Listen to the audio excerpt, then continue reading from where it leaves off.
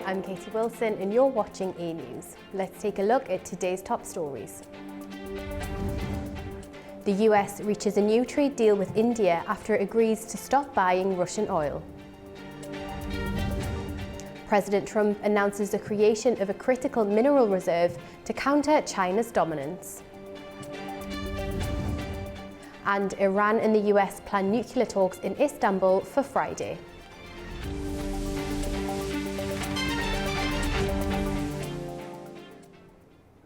Thanks for joining us. Russia, Ukraine and the United States are set to hold a new round of talks in Abu Dhabi this week. It comes as efforts to end the war continue alongside ongoing fighting on the front line. The Kremlin says the next round of trilateral talks between Russia, Ukraine and the United States will take place on Wednesday and Thursday in Abu Dhabi. Moscow says some issues are close to solutions, while others remain unresolved, but insists it remains open to negotiations. Meetings will take place on Wednesday and Thursday, both in a trilateral format and bilaterally with the United States.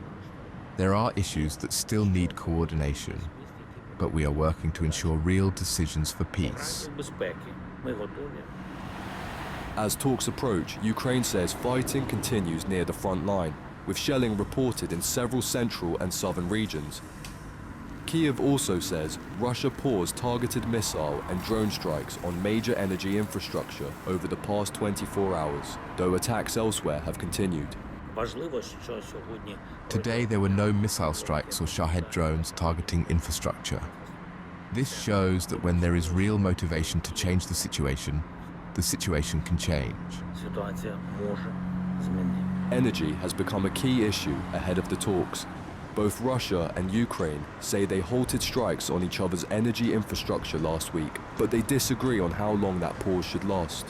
Ukraine's largest private energy company says the pause is vital during winter repairs. We need a break. We need some time to recover what is destroyed for the last 3 months. That's why I think that energy ceasefire is extremely important for us to recover partly and avoid any tragic consequences.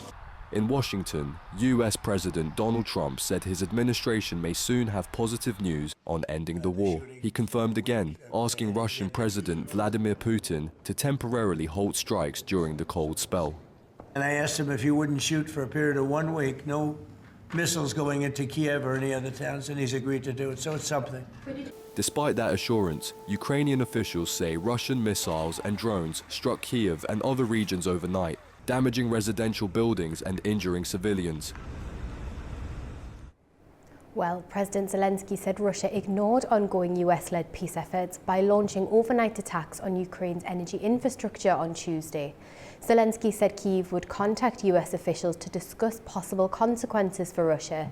Speaking alongside NATO Secretary General Mark Rutte, he said the talks focused on urgently boosting air defense supplies and securing licenses to produce US weapons in Europe. The Russians once again disregarded the efforts of the American side. There was a request from the US president to refrain from strikes on energy facilities and critical infrastructure. You are aware of this at the time of the meeting between our negotiating teams. But I'm absolutely sure that the Americans will have noticed. They see what happened, they will hear this, they will take this also what it is. And that is an attack, again, on innocent civilians, on civilian infrastructure, which I think is unacceptable. And this has nothing to do with winning a war or fighting a war, which, as I said, in itself was unprovoked, starting on the 24th of February 2022. But this is creating chaos. Over to the UK now, and Lord Peter Mandelson is facing mounting scrutiny after newly released US court documents linked him to Jeffrey Epstein, prompting the police to review allegations of misconduct in public office. This raises fresh questions over his future in the House of Lords. Our correspondent Zainab Farishzada has more on the story from Manchester.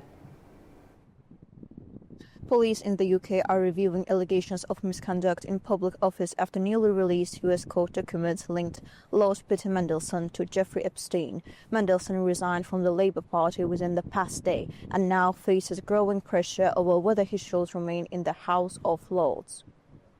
The controversy follows the publication of millions of documents, part of the latest tranche of the so-called Epstein files released by the U.S. Department of Justice. Email exchanges contained in the material suggest Mendelsohn was in contact with Epstein during the financial crisis when he held a senior position in government. The documents also indicate Mendelsohn may have given Jeffrey Epstein advance notice of a €500 billion EU bailout package during the financial crisis. According to the files, Epstein also received messages discussing the state of the UK economy in 2009. The emails appeared to show Mendelsohn encouraging a senior banking figure to take a tougher stance with the then Chancellor Alistair Darling over government policy. Prime Minister Keir Starmer says he has ordered an urgent investigation into Mendelssohn's contact with Epstein while he was a minister and has stated that Mendelssohn should no longer sit in the House of Lords. Some MPs have gone further, calling for a criminal investigation into Mendelssohn's conduct. Opposition parties, including the SNP and Reform UK, have reported the matter to the Metropolitan Police. The Met says it has received a number of reports and will assess whether they meet the criminal threshold for a formal investigation. In the United States, Democratic Congressman Suhas Subramaniam, a member of the House Oversight Committee, has called for both Andrew Mountbatten Windsor and Lord Mendelsohn to testify in connection with the latest document release. Zena Farizadeh, A News, Manchester, United Kingdom. A new bilateral agreement has been signed between the United States and India. Under the deal, India will stop buying Russian oil and purchase more oil from the US, while trade tariffs between the two countries will be reduced. The agreement has been welcomed by Indian exporters who say it will revive industries. Following an announcement by US President Donald Trump of a trade deal with India, exporters in the country have welcomed the move, saying it could significantly boost Indian exports. Trump announced the agreement in a social media post after a call with Indian Prime Minister Narendra Modi, saying the United States will lower its reciprocal tariffs on India from 25% to 18%. India will also cut tariffs and non-tariff barriers on US goods. Exporters say the reduced tariffs are expected to revive the textile industry, for which the United States is the largest market. The trade deal will benefit the textile sector, especially the garment industry. The US is the biggest market for curtains, bed sheets and other special fabrics, and consumers in the US were also hoping that products from India would reach their country. The chain that was broken will now be restored, and in the coming days, trade ties with the US will improve. Today, with the reduction of tariffs, our industry will benefit directly. We hope tariffs are reduced to 0%. Our export share with America used to be 35% out of the total exports. So, with the reduction in tariffs to 18%, our exports that were stalled will resume again. Trump said India had also agreed to stop buying Russian oil and switch to the United States as a supplier, with Venezuela potentially joining the supply chain. The US president said the move would help bring an end to Russia's war in Ukraine. Residents in India described the trade agreement as a win for both countries and said they hoped tariffs would be cut further. I would like to congratulate Modi because industries were completely unstable and there was no work because of tariffs. With the US and Trump reducing tariffs to 18%, and with Modi's efforts, in the coming days it could be reduced to 8% or even less. This is a good move for both countries, and with the trade agreement that has been signed, it will increase imports and exports, and it will be beneficial for the citizens as well. It's a win-win for both countries. Indian stock markets and the rupee have struggled since the United States imposed tariffs in late August last year, leaving them among the worst performing emerging market assets in 2025, as foreign investors withdrew record amounts of capital. The trade deal is expected to ease those pressures, with analysts forecasting a recovery in foreign sentiment and renewed investment in Indian assets. It is also seen as reducing the geopolitical uncertainty that had discouraged investors from putting money into the country. President Trump has announced the creation of a US strategic reserve of critical minerals, backed by billions of dollars in government and private funding. The move is aimed at protecting American industries from supply disruptions and reducing reliance on China. The United States is creating its first ever strategic reserve of critical minerals, a move the White House says is designed to protect the economy from supply disruptions and geopolitical pressure. President Donald Trump announced the initiative, known as Project Vault, at the White House on Monday, comparing it to the Strategic Petroleum Reserve created after the oil crises of the 1970s. Just as we have long had a strategic petroleum reserve and a stockpile of critical minerals for national defense, we're now creating this reserve for American industry, so we don't have any problems. This historic initiative will combine $10 billion in export-import bank financing with $2 billion in private sector financing, and we even expect the American taxpayer to make a profit from the interest on the loan used to start the Project Vault. Officials say the stockpile will help protect manufacturers of electric vehicles, electronics, defense systems, and other high-tech goods during global supply chain disruptions. The move follows recent trade tensions with China, which last year restricted exports of rare earth materials used in jet engines, radar systems, electric vehicles, laptops, and mobile phones. China controls around 70% of global rare earth mining and roughly 90% of processing capacity. Washington is also expanding an international coalition to secure alternative supplies. Countries already involved include Australia, Japan, South Korea, Saudi Arabia, and Thailand. This week, we'll announce 11 more countries that are joining that club of nations as part of this global coalition.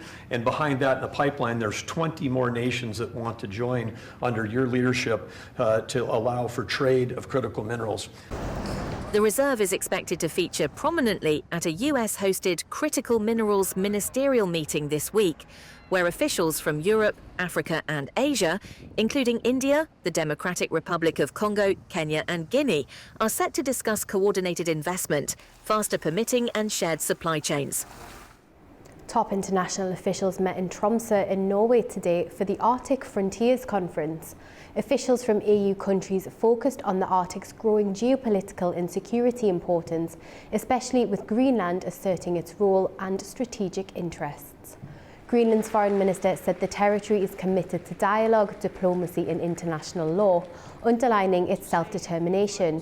The EU's High Representative Kaja Kallas warned the Arctic is now a security frontline, calling for a tougher EU Arctic policy, while making it clear that the EU stands firmly with Greenland, Denmark and its territorial integrity. So many issues, but of course the EU understands that Greenland is strategically important for the United States. It is also strategically important for us in the European Union.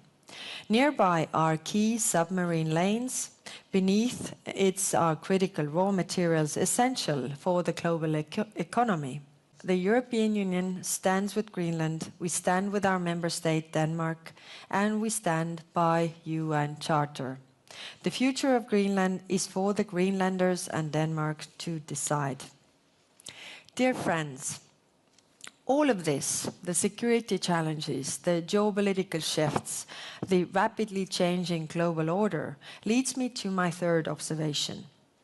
It is time for a fresh EU Arctic policy, one that reflects the times we live in and the world we want to see, including a secure Arctic.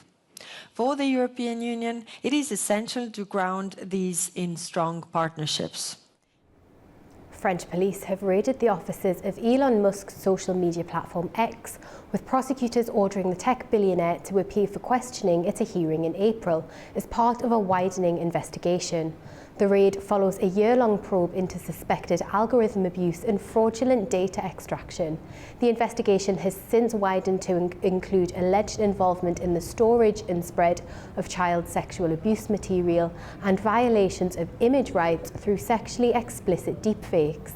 Separately, Britain's privacy watchdog has launched a formal investigation into Musk's chatbot Grok, over its handling of personal data and its potential to generate harmful sexualized content. Spain is set to ban social media for children under 16 to protect them from harmful content. Prime Minister Pedro Sanchez says platforms will face strict age verification and executives will be held accountable. Spain will ban children under 16 from using social media, Prime Minister Pedro Sanchez announced Tuesday at the World Government Summit in Dubai. Platforms will be required to implement strict age verification to enforce the new rule. My government will work with our public prosecutor to investigate and pursue the infringement committed by Grok, TikTok and Instagram. We will have zero tolerance on this matter, and we will defend our digital sovereignty against any form of foreign coercion. The government will also introduce a bill next week to hold social media executives accountable for illegal content and algorithmic manipulation. The move follows Australia's world-first ban last December and comes as other European countries, including France and Britain, consider similar restrictions. Madrid residents welcomed the decision. I think it's fine, yes. It's a good measure to encourage children to play with each other and not be on their mobile phones in parks, which I think is terrible, to be honest. I think it's fine because, at the end of the day, social media should always be used in a recommended way, under the supervision of an adult. And I think that certain restrictions can always be a good thing, as we can see that most minors are using it incorrectly. Spain has also joined forces with 5 other European nations to coordinate stricter regulation of digital platforms, aiming to curb online harm and create safer environments for young users. Senior officials from the United States and Iran say they're set to meet in Istanbul on Friday. The talks come after President Trump warned that if a deal couldn't be reached, bad things would probably happen as US warships head towards the Middle East. US President's Special Envoy Steve Witkoff and Iranian Foreign Minister Abbas Araghchi are expected to meet in Istanbul on Friday to discuss a possible nuclear deal. According to 2 sources and a US official, Qatar, Turkey, Egypt and Oman are also expected to take part in the meeting as countries urge for de-escalation. The announcement comes as Tehran and Washington have been threatening military action. Asked on Monday about the prospect of a deal, Trump told reporters at the White House that talks were happening. Well, we're talking about that. We have ships heading to Iran right now, big ones, biggest and the best. And we have talks going on with Iran. We'll see how it all works out. Iran's Foreign Minister Abbas Araghchi also said that his country is ready for diplomacy with the United States. We have always been ready for diplomacy, provided that it is from an equal position, provided that it is for mutual respect and to secure different interests with the Iranian people. We must speak with respect.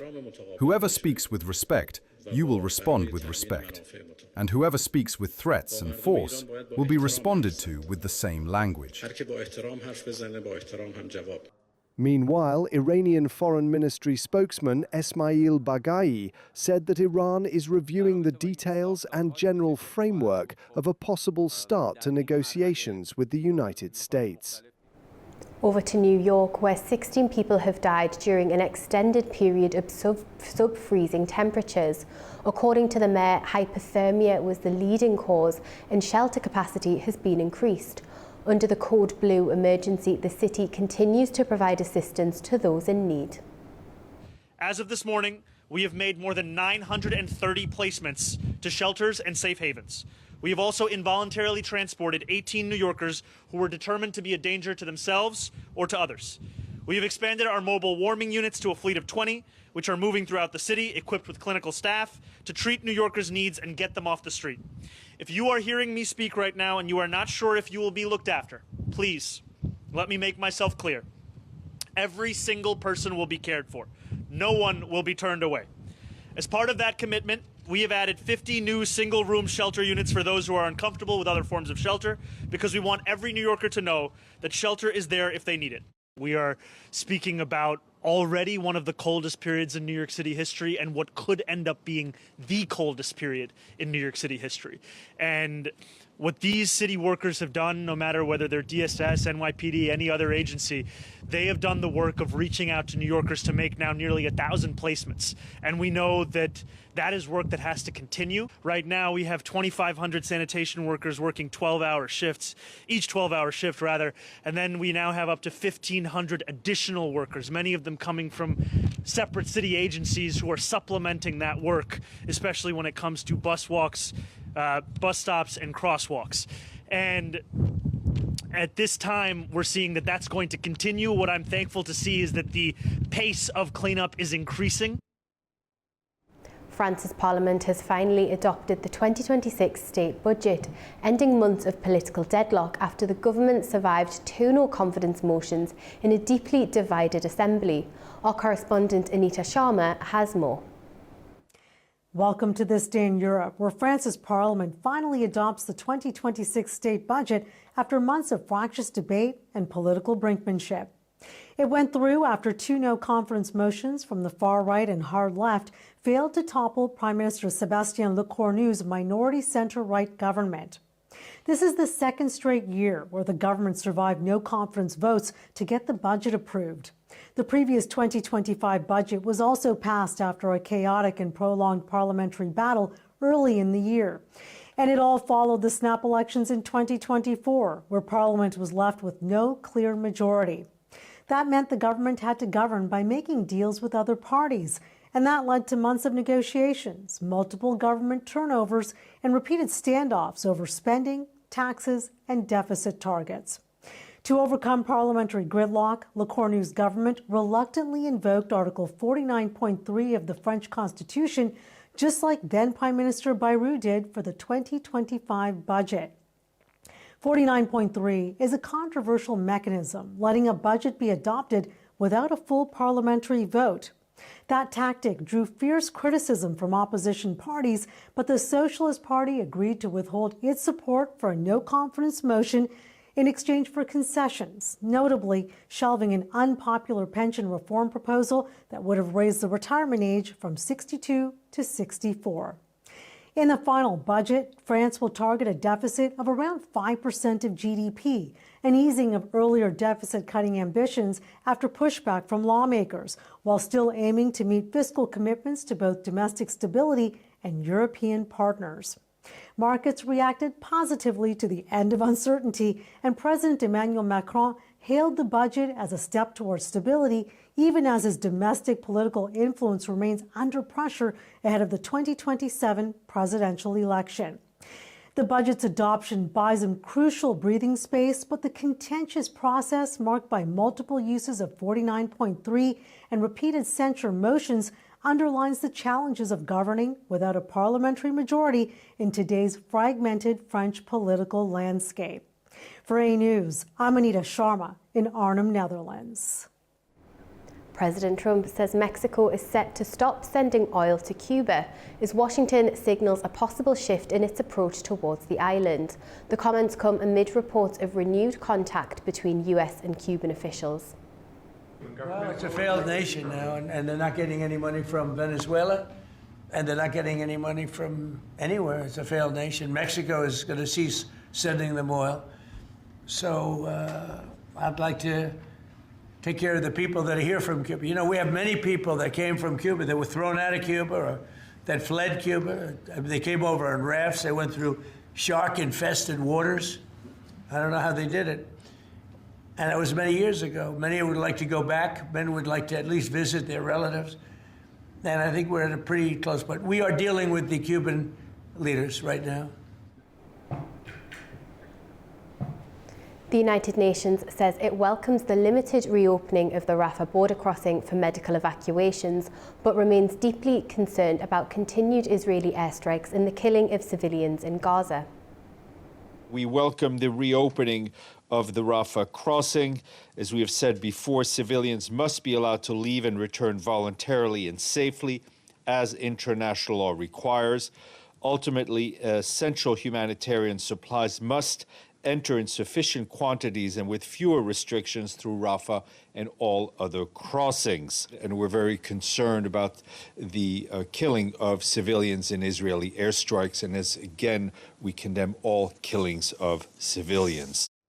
Back to Elon Musk, and SpaceX is taking over his artificial intelligence startup xAI, uniting his space and AI ambitions in a single company. The merger values the combined business at around $1.25 trillion, making it the world's most valuable private company. Musk says the move aims to accelerate innovation and help meet the growing energy demands of artificial intelligence, including plans for space-based data centers powered by solar energy. A group of protesters gathered outside Japan's Ministry of Defense in Tokyo, opposing the government's sharp rise in military spending and plans to build a new US base in Okinawa. Protesters criticised Prime Minister Sanae Takaichi's security policies, saying Okinawa already carries too much of the military burden. They also voiced concern about Japan exporting weapons and warned the moves could push the country towards conflict. The protest comes ahead of a snap general election on February the 8th, called by Prime Minister Takaichi to strengthen her slim parliamentary majority, with security policy and relations with China central to the campaign. Now, after the break, we'll take a look at the major stories from the region. Welcome back to A News. Now, let's take a closer look at the key stories shaping the region. Iran has summoned ambassadors from European Union member states in Tehran, protesting the EU's decision to list the Islamic Revolutionary Guard Corps as a terrorist organisation. Tehran says the move is unacceptable and warns that countermeasures are being prepared, with decisions expected in the coming days. Our correspondent Turaj Shiralilu has more from Tehran. Iran's foreign ministry announced that ambassadors of European Union member states that have a diplomatic mission in Tehran have been summoned to the ministry after EU's listing of the Islamic Revolution Guard Corps, IRGC, as a terrorist organization. Spokesman Ismail Baghai announced at a weekly press briefing on Monday that Iran's strong protest was conveyed to EU ambassadors in writing. Saying that it was a minimal measure, he added that a set of measures is on the agenda and that a number of options have been formulated and sent to decision-making bodies. According to the official, a decision will be made regarding Iran's countermeasures to the EU's move in the coming days. Meantime, the National Security and Foreign Policy Commission of the Parliament, in a letter to the Foreign Ministry, urged it to declare EU military attachés in Tehran as terrorists. According to the Parliament news agency ICANA, the Commission called for implementation of Article 7 of the Reciprocal Action Law, stressing the expulsion of EU military attachés from the territory of Iran. Based on the legislation passed against the US listing of IRGC as a terrorist organization, all countries that in any way comply with or support the decision will be subject to reciprocation. Turaj Shiralilu, Tehran, for A News. Well, diplomatic momentum is building as the United States and Iran prepare to return to the negotiating table. Talks are set to resume in Istanbul, with Turkey positioning itself at the centre of an intense regional diplomacy effort aimed at preventing a wider military confrontation. Our correspondent Adam Morrow reports from Istanbul. Iran and the United States are set to resume nuclear talks on Friday at a meeting in Istanbul between U.S. Special Envoy Steve Witkoff and Iranian Foreign Minister Abbas Araghchi, according to confirmations from both sides.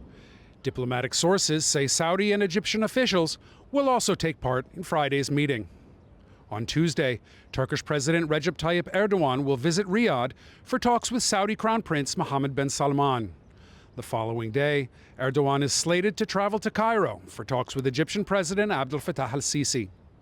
The upcoming round of U.S.-Iran talks in Istanbul comes amid a flurry of Turkish diplomatic activity aimed at easing a weeks-long military standoff between Washington and Tehran.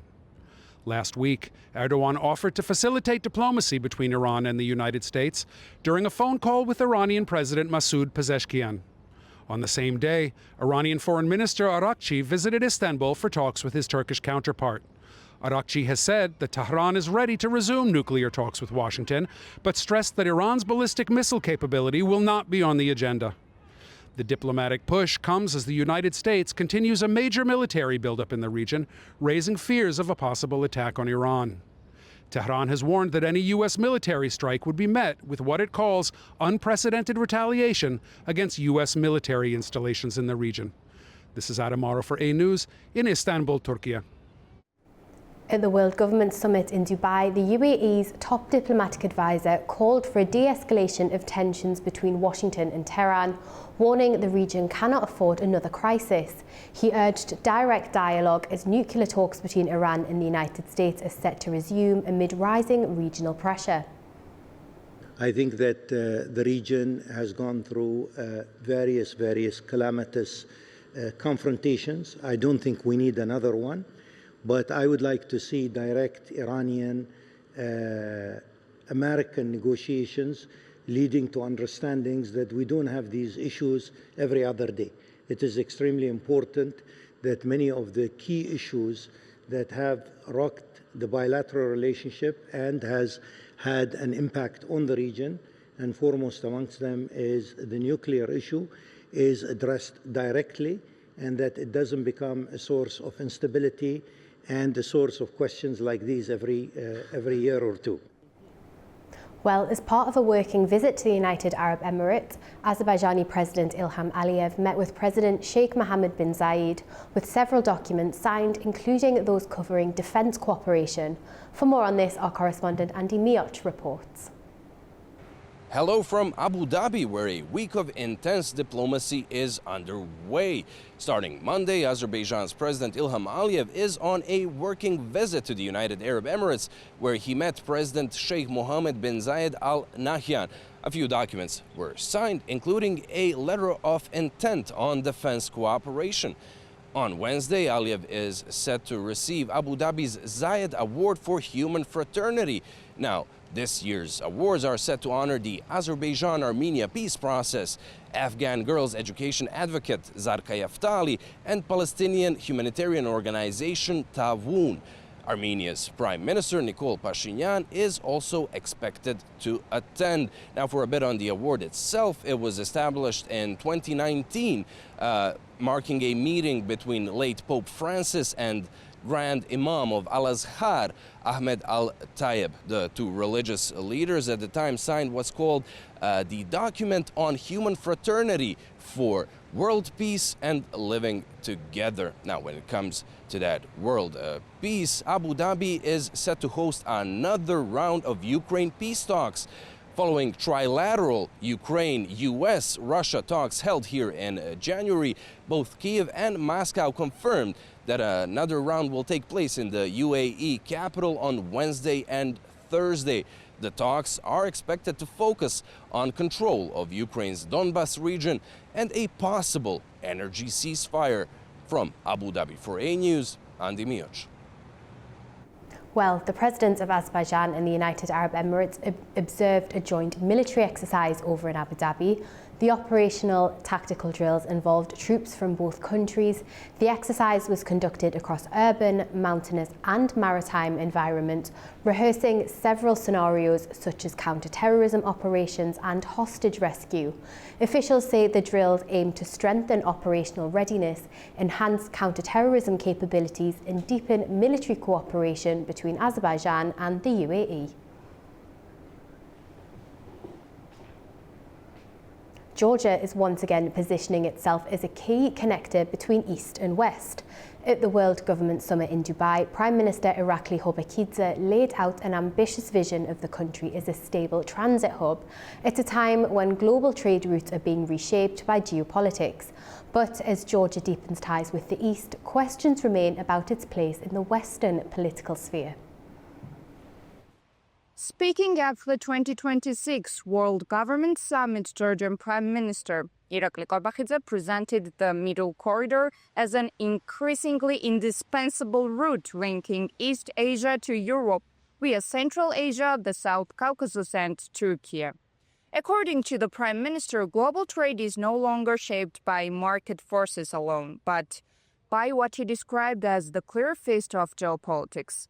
Northern corridors through Russia have been weakened by the war in Ukraine. Pacific trade routes are increasingly politicized, and even long-standing commercial partnerships face growing uncertainty. In this fragmented environment, Qorbakidze said that countries capable of bridging divides, not choosing sides, will define the next phase of global trade. Georgia's speech rests on infrastructure and access. Qorbakidze highlighted free trade agreements covering markets of 2.3 billion consumers, average economic growth of over 9% between 2021 and 2025, and a $7 billion investment in transport infrastructure. Rail modernization, the Baku-Tbilisi Arch Railway and the planned Anaklia Deepwater Port are presented as the backbone of Georgia's transit ambitions, aimed at turning the country into a reliable gateway between Europe and Asia. Yet, this economic narrative unfolds against a more complex political backdrop. In recent years, Georgia has been absent from several high-level regional discussions on the South Caucasus, while relations with the European Union and the United States have been visibly cooled. At the same time, Tbilisi has intensified engagement with Gulf states, China, and other Eastern partners. An approach that is framed by the government as diversification, but viewed by critics as a strategic imbalance. The Middle Corridor may indeed offer Georgia a rare opportunity to become a game changer in regional connectivity, but long-term credibility as a bridge depends not only on infrastructure and geography, but also on political trust. As global trade becomes more fragmented, Georgia's challenge will be to ensure that its push eastward strengthens rather than replaces its historical role as a reliable partner of the West. Nini Nikolaishvili, Tbilisi, A-News. A-News Investigations presents a deep dive into how wealth and influence are transformed into political power beyond official institutions. The Oligarch's Design examines the case of Ruben Vardanyan, using international reporting and expert insight to map the hidden networks connecting finance and geopolitics. Ruben Vardanyan. Mr. Vardanyan, thank you for being with us. Troika. A News original documentary, The Oligarch's Design, explores how power and influence can be built outside formal politics, through financial networks, philanthropy, and carefully shaped public narratives. The documentary tracks Ruben Vardanyan's move from Moscow's financial circles to politics in the unrecognized separatist regime in 2022. Filmed across Italy, Lithuania, the United Kingdom, the United States, Armenia, Israel, Ukraine, and Azerbaijan, the documentary features versatile insights from the experts. All connections what Ruben Vardanyan has with Russian military-industrial complex will have result that Ruben Vardanyan will be sanctioned in EU, in USA, in the United Kingdom, and other. And exit from Russian citizenship, it's very good decision for avoid sanction. Russian oligarchs are not individual actors. They know that they are captured by the Russian state. The Russian intelligence officers control them. They know that if they don't do what the intelligence officer or what the Kremlin tells them to do, they will either lose their money or they will be killed or they will go to jail. The investigation is based on open-source data and earlier international reports that revealed the Troika Laundromat, a major offshore scheme used to move billions of dollars. The Oligarch's Design marks the debut of the A News Investigations documentary series. We'll take a short break now. Right after the break, we will talk more about the Georgian Prime Minister's address to the World Government Summit. See you shortly.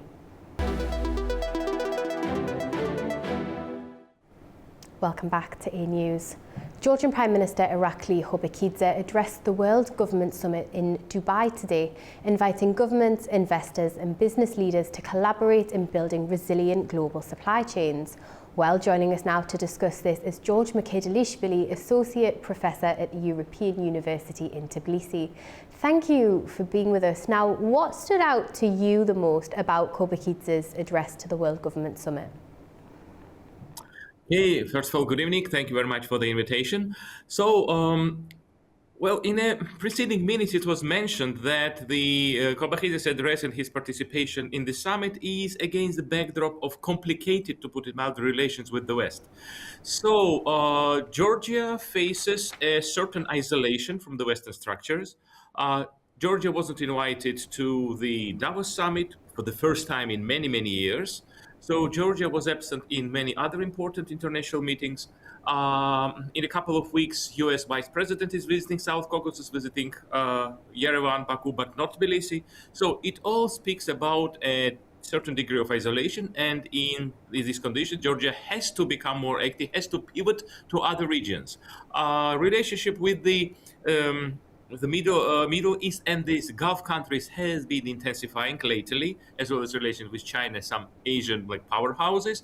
So Georgia believes that this loss of Western support could be mitigated and cushioned by the relations with the other regions. As far as the Middle Corridor, mentioned on several occasions, is concerned, so here I believe, and many believe, that, well, economic potential of the corridor is so enormous, it's so significant that it could protect the countries from the region from other, I would say, potential geopolitical complications. So today we see that Russia has been significantly weakened by its war in Ukraine, and therefore cannot influence and cannot be a spoiler in the South Caucasus as it used to be for decades. So, and relations with Georgia, between the Georgia and Western institutions, particularly European Union, have been strained significantly. So, but these economic opportunities provide this certain protection. That was, I think, the main tenor of the intervention of Hobakidze today. And do you buy that, Professor? Obviously, that movement away from the EU and NATO has been widely reported, but do you think this is a good enough cushion, or is that still a barrier to Georgia becoming a transport connectivity hub? Well, as far as the hub is concerned, I think because of its location, Azerbaijan has its role, although, of course, Georgia is a crucial link which connects Azerbaijan to Turkey and then Western markets.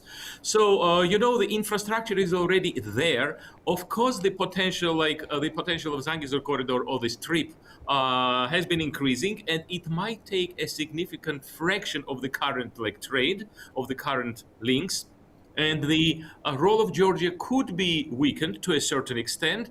But again, if relations, well, because economic potential and, the rising powers like China and India on the one hand, and the need of the European Union for new markets and having success story. And currently Europe, mainly European Union, is engaged in that attempt. Well, it's a pretty protracted attempt, I would say, but at the moment they are more decisive in this regard.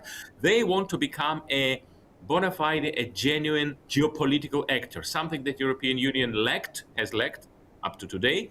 So, but now relation, again, somewhat strained relation with the United States laid bare its weakness, and they want also establish new markets. The recent summit between EU and India is the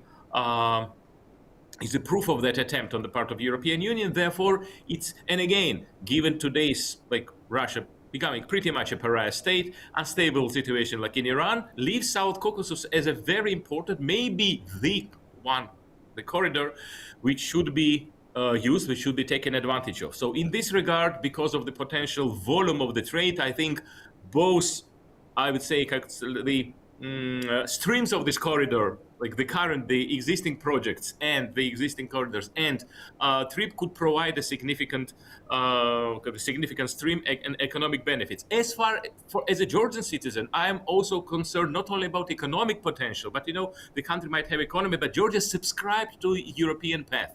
I think using it European path, and be it with a membership of EU or not, transforming it into a genuine European country has been something dear to every Georgian. And it is also enshrined in the Georgian constitution. By the way, it was put there by the current leadership, the very leadership that today spoiled the relation with the European Union almost like beyond repair. I would also say that there's certain burden and certain fraction of responsibilities also lies with the European Union. Some of the European Union, some of the pronouncements of the members of European bureaucracy are not very constructive. Sometimes actually their critique towards Georgia goes beyond what it is due. But I think, well, the sides should find some actually ways of reconciliation. So therefore, it's not only about economic benefits, economic promise, but also actually political future of Georgia. So I think that the country, the society tied it to Europe, and the weakening of the ties, it doesn't bode well internally for Georgia. And what did the speech signal about Georgia's priorities on the world stage? Was there any sense that Kobakidze's policy towards the EU or towards Russia, is there any sense that that's shifting? Well, it has shifted over time. So I think today's speech was a recognition of the solidification of the shift, if I may. So Georgia has, through its own actions, through some, I would say, lack of flexibility on the part of European bureaucracy, has been pivoted out of the West for a number of reasons. Again, I think this merits a separate long talk. So, but we're talking about actually kind of the outcome. So, given the current outcomes, given the current trends, so Georgia has to find opportunities elsewhere. So, Georgia believes that today we are entering the world pretty much entered the multipolar world. Obviously, the United States and the West is not the only center. So we have to consider China, the India is rising, and some other states also kind of signaling their willingness to become more important and punch beyond their weights, above their weights. So therefore, we see that the other regions also hold economic growth, particularly the rich Gulf states. So therefore, it explains to a significant extent Georgia's current political trend and policies. Particularly again, though, the main, I would say, important factor, the main backdrop is complication of the relations with the Western actors like European Union and United States. And do you have any sense of how the Georgian public has responded to this? Obviously, we've seen protests in Georgia. Is there any sense that that might be shifting, or the public is responding more warmly to this policy? So the public, which has been protesting for now more than a year, for 14 months already, since late November, particularly actively after that very Kobakidze, the prime minister, who today made a presentation, so announced that they will stop the relationship with the European Union on integration for a number of years. That caused the process. So mostly this is about European future of Georgia and the development of Georgia domestically. So turning Georgia into a genuine European country, European society. That's what the protesters are concerned about. They are more, I would say, of course, actually, kind of, they wouldn't mind living well economically. So, but their main concern is the Western orientation of Georgia. So right now, actually, you often show Georgia, you feature the flag, you show the flags of European Union and NATO flying alongside the Georgian flag. That is actually political aspirations of Georgia, and that they consider it is non-negotiable, and any talks and any actions that divert attention and when the talks lead it to also economic welfare, economic benefits, they believe that they lack a significant political component. And the people who are protesting there about political change.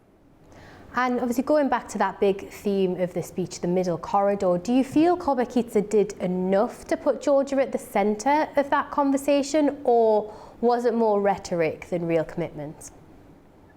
Well, I think the near future will show to what extent people were impressed by his speech, to what extent the relations with the other countries will be intensified, whether actors like today's more transactional United States will become more interested in Georgia as an economic partner only, rather than it was also a security and political partner.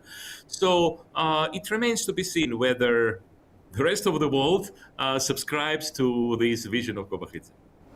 And do you think the summit gave that momentum towards the middle corridor? Did that renew that momentum, or does it feel like we're still waiting for tangible process? Well, I think, few months will show the nearest few months will show to which extent the situation changes. If we see more intensified ties with Georgia, so of other actors, if we see, for instance, like Georgia-India meetings, or another, for instance, intensification different of Georgia-China, if we see that progress in the Anaklia port, which Kabakhidze also mentioned, so if we see renewed Western interest into seeing Georgia or pushing Georgia towards the westward path politically, we see that therefore his speech was successful, and therefore it generated some changes, they generated some progress, which will see Georgia more involved, more engaged in project, together with certain political progress and restoration, at least partial, of the ties with the West. Certainly one to watch, isn't it? Thank you very much, Professor, for joining us and for providing your insight.